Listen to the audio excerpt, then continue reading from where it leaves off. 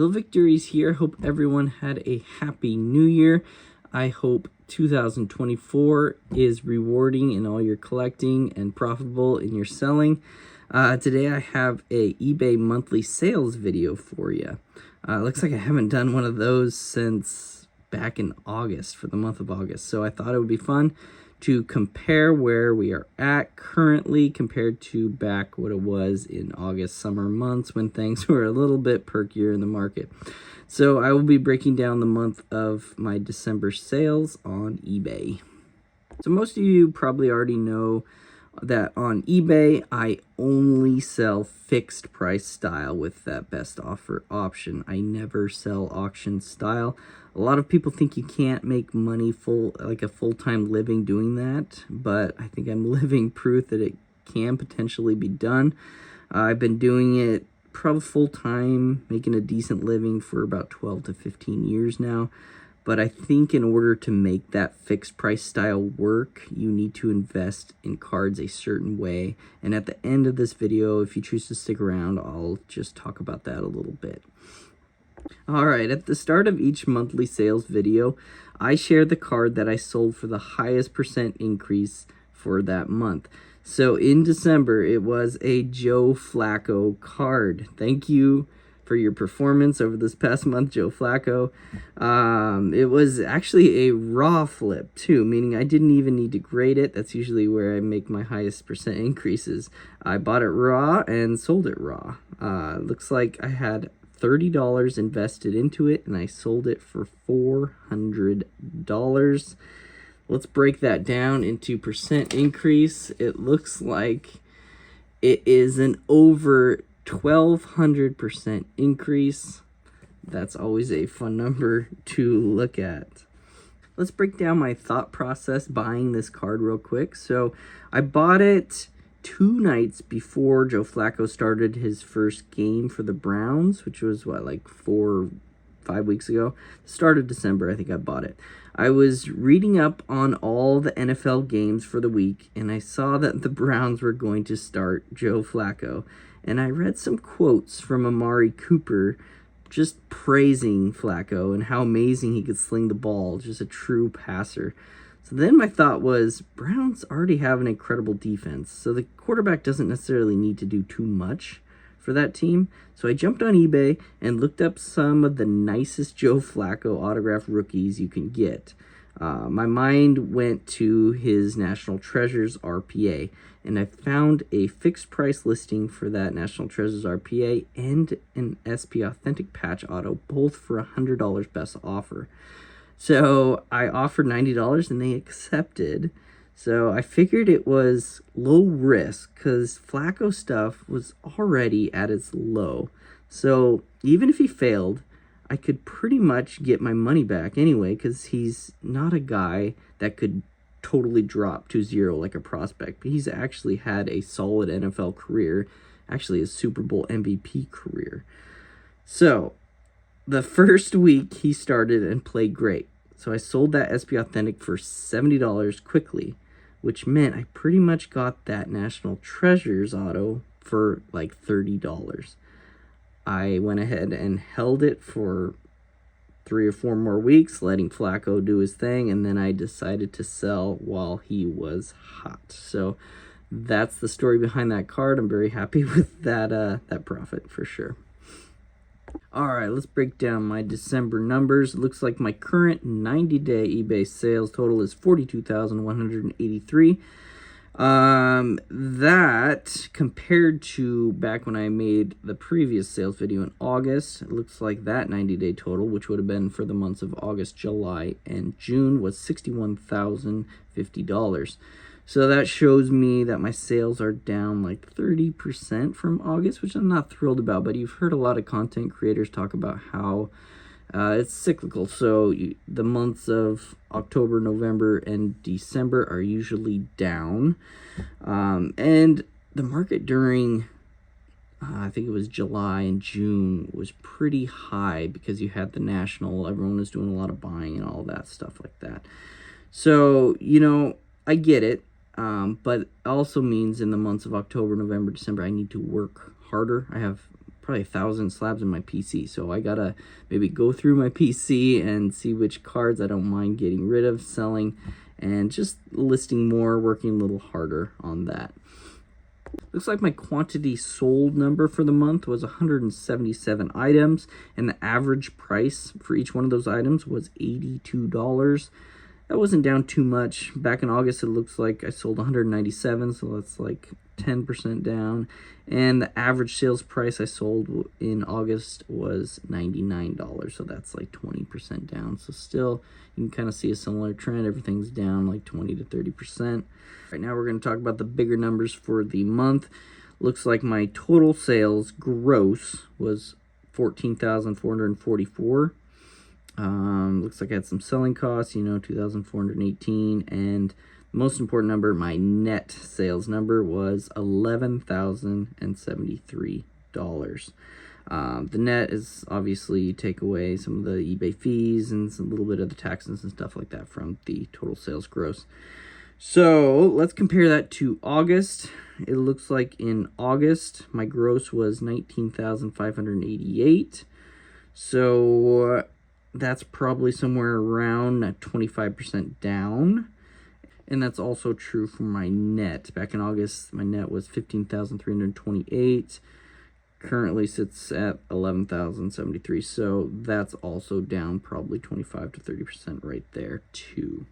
So the next part is a important number. I spent time adding up the money spent for each item sold. You know, how much I had invested into each item.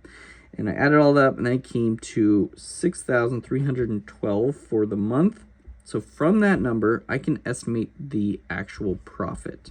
So you would take the net sales minus that number, and you get $4,761 estimated profit for the month. Let's go ahead and compare that to the month of August, and that number was at $7,808 profit. So I am not thrilled about that one. That one's closer to about 39-40% down for my estimated profit. You know, I'm still making a pretty good living doing this. It's definitely, my sales numbers are definitely better than they were pre-pandemic. So I'm still happy about that. But say I lived in a bigger city with the cost of living was more, like a San Francisco or LA or New York, then those numbers probably wouldn't be good enough. But where I live, a smaller town in Oregon, kind of near Portland in the valley, the cost of living is reasonable. So, you know, these numbers, I'm still doing okay. And I can support a mortgage and a family and stuff like that. Also, from that estimated profit number, I'm now able to figure out the profit margin. And it looks like it came to 43% profit margin. That is compared to 51% back in August. And it's also fun to calculate the percent increase, and that for the month of December would be 75% compared to 104% in August. I like that August number way better because for the percent increase, I'm always striving for a goal that number to eclipse the 100% mark. So being at 75%, I gotta increase that one for sure. Finally, I'm just going to give you a few more numbers, and it is the percent graded myself, submitted myself out of the cards I sold for the month. So out of the 177 cards I sold this month, 145 of those cards were actually submitted to PSA or SGC by me. So that number is about 82% of my sold items are actually me submitting cards. You know, raw to grade, me flipping, submitting cards. I think that number is important because it shows the success buying raw and grading can give you, because the majority of my sales are that raw to grade. It looks like back in August, that number was 84%, so very similar on that one. All right, now is the time where I scroll through on eBay each item that I sold for December, so you can get a feel for what kind of cards are selling pretty well and which cards you can potentially make money on if you grade them. All right, we're actually starting off with the jersey. I think it was a couple years ago when he moved to the Broncos. Everyone in Seattle hated him, so all of his jerseys, I think I was in a TJ Maxx with my wife, and they were like 90% clearance, like stitched, nice jerseys, and they were like $7 or $8 each, so I bought like 25 of them, and I've sold them over the years for around $35-$40, so nice little profit there. Then we get into a nice purchase someone made, Stephon Diggs. He'll be a Hall of Famer. McCaffrey's hot. Lamar Jackson, that was a pretty good sale, especially PSA 9s of that card are selling for around $80 to $90. So a SGC 9.5 to sell for, I think I sold it for $110, was a nice little profit there. Trent Williams is X-Factor rookie, playing well for the Niners. Kirk Cousins, I don't imagine his stuff to go back up until August or early September, so I'm okay selling it for $50 there. Shea's hot. Trayvon Diggs was just a quick flip. Carlos Beltran, some Sabonis, playing very well for the Kings. This Leonard Williams, I bought and graded myself, so I lost money there. Patrick Queen, I bought for like $10 on ComC. We got Tony Pollard playing well for the Cowboys. OG, he got traded. Cards see a little bump when they get traded. He moved to the Knicks, and RJ Barrett to the Raptors, his hometown of Canada. This Harris Gold, I think I bought it for like 16 and did a flip on that one. Some LeBron, Derek White playing very well for the Celtics. The Shaq, I think I bought for like $2 on TNT North on eBay or something. Sold it for like $8. That was just a quick flip. Calais Campbell, you can buy those raw on ComC for $2 and grade them and hopefully get 10s and sell them for $65. These Top Scrum Gold Refractors, the Bronze Rookie Year 2003, are selling really well, especially in PSA form. You can sell these common base players for around 75 to 80 for PSA 9s. So this was a good deal on this SGC I had. I'm surprised I had a low. Here's a Carmelo second year. Mike Evans, great purchase there. Future Hall of Famer. These Joe Montanas, you can buy his autos for cheap. The Leaf ones, at least, for 30 to 35, $40. I bought this one for 35 on ComC, I believe. Sold it for 45, somewhere around there. So not pretty much broke even on that. I just didn't like the unlicensed uni, and it was the Chiefs uni. I prefer them on the Niners uni. Some James Harrison. There's that Flacco I talked about, and here's the gold refractor kind of I was talking about. Tim Thomas, bought it raw for 10, graded it, got a 9, sold it for 80, so good profit there. Some Dwight Freeney, future Hall of Famer. His stuff will sell pretty well. The Jokic, kind of a pre-RC, lost money there. Tim Duncan, some Suggs, future Hall of Famer, some Brock Purdy, nice color match, Jared Allen, purple against the purple Vikings, love it. Terry McLaurin, the Commanders had a rough year, so I'm good at making that sale. The Marcus Mariota, I ended up selling for like 60, and I'm still happy with that 60 because his stock is down substantially. Color match with the AP, sold that for probably $72. Great profit there. I was probably only into it $20. Same with the Edelman. Only into it $20. Some Gary Payton rookie, first year Prism Freddie Freeman. This was a good purchase. Whoever made that, this gold vinyl, they sell pretty well. Numbered out of 5, Calais Campbell. I just didn't like the centering. Some Fletcher Cox, some David Robinson. Nice to see Amari Cooper selling pretty well with Flacco thrown to him. We got a Bosa bought for $10 raw at a card show. The Robert Griffin III, like I said, some fan favorites. And a Heisman Trophy winner. They still sell pretty well. I bought that $32 as the pristine 10 on eBay. Ended up doubling up and selling it for around $65. Here's a Clark Kellogg star, PSA 9. Justin Houston, it was really good in his prime. The Keenan Allen, man, he needs to maybe move teams or something. He's such a good receiver still. That one sold for $82. Some Fletcher Cox. Some more star cards. This Ray Lewis was a double grade with BGS and PSA, so lost money there. But made up for it with this Magic Johnson. I think I bought it 110 raw on ComC, graded it, so probably made around $80 to $100 on that. Some Pete Rose vintage, some Giannis, some Chris Jones, Anthony Simons. I'm okay selling those. You know, I'm a fan of his, but that year with Luka and Trey, all those are such mass-produced, and the condition wasn't that. The quality control, the printing was actually really good, so they're going to get a lot of 10s and stuff. I think I ended up selling that for $150. The Joel Embiid's a good purchase. Whoever made that, I think I sold it for $85. It's the SB Variations. I'm surprised you can get a player of his caliber that low. Here's Tua, silver. Here's an Acuna and Freeman. I wish they were still playing together. Mike Evans, green. That was a good purchase. Whoever made that sold it for around $34. Some Brett Favre, his stuff's so low still for how good he was and his longevity.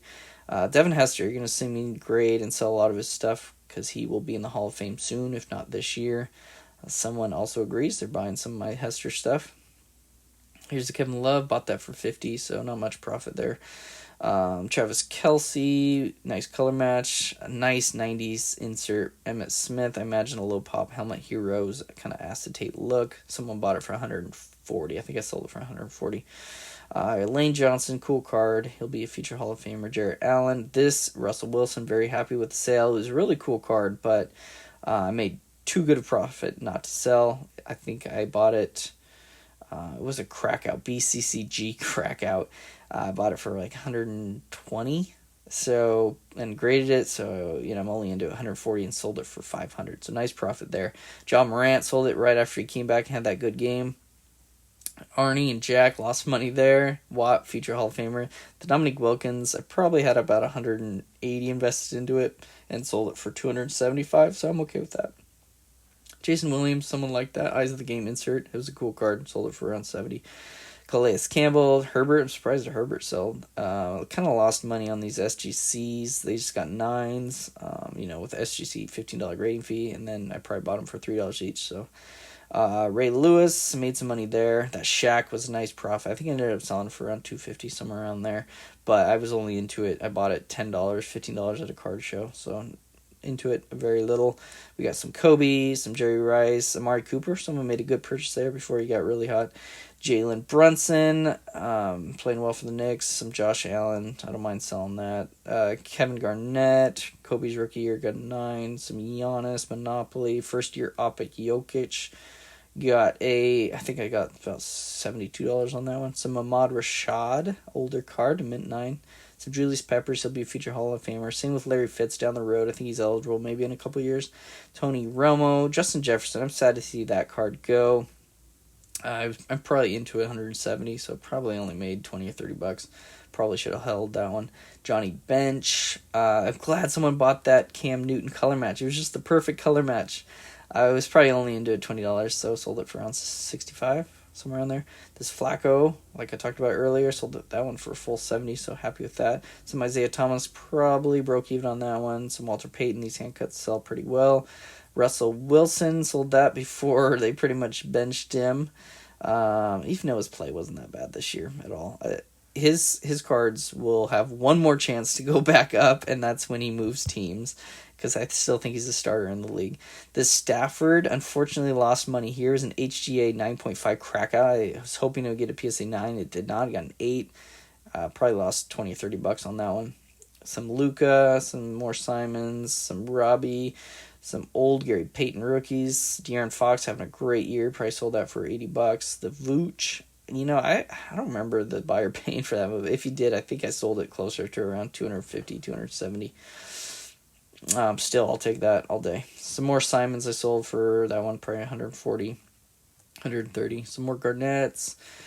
Christian McCaffrey. Sad to see that one go, but the profit was too great. Probably bought it, invested probably about $40 into it, and I sold it for around probably $150. Some Marino, Justin Jefferson, Emergence. This Tom Brady, very happy with that. I imagine the card, I don't know if I've seen any comps, but I imagine it only sells for under $150. I think I sold it for, $280. So very happy with that. The Damian Lillard, playing well for the Bucks, sold it for around $600. Cheyenne Woods, Tiger's cousin, I believe, or niece, maybe niece. I'm thinking niece. Anyway, Ohtani and Trout, PSA 10. Some Aaron Donald.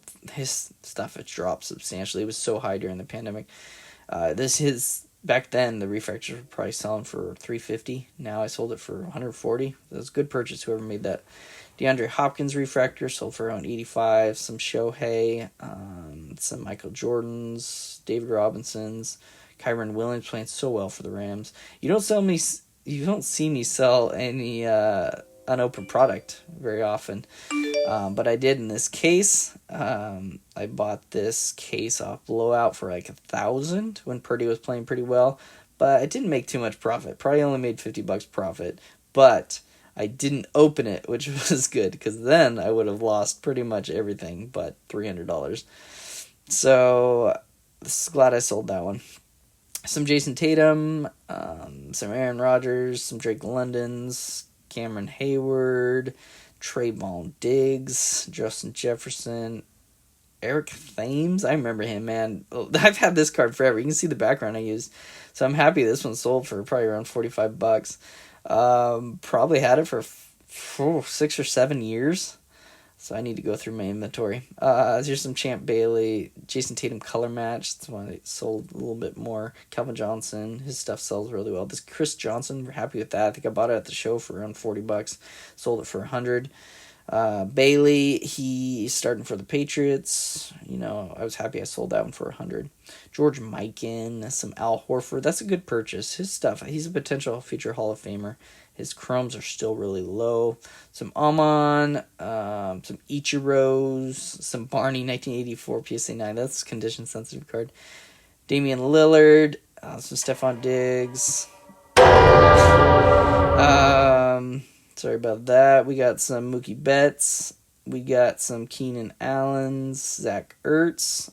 I thought a team would pick him up after the Cardinals released him.